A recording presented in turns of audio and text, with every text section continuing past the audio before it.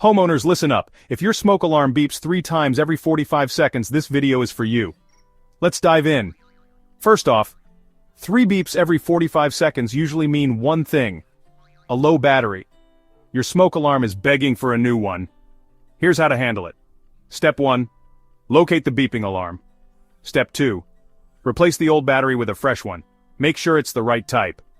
And finally, Step 3. Hit the test button to make sure it's working. But wait. If the beeping continues, there might be another issue. Sometimes dust or dirt can fool the sensor. Grab a vacuum or a damp cloth and give it a good clean. Still not working? It could be a malfunction. If replacing the battery and cleaning the sensor don't do the trick, it's time to call in a pro. Contact a qualified electrician to diagnose and fix the problem. Remember, never ignore a beeping smoke alarm. Your safety is on the line. Proper maintenance can save lives, so keep those smoke alarms in top shape. Thanks for watching. Make sure to like and subscribe for more handy home tips. Stay safe.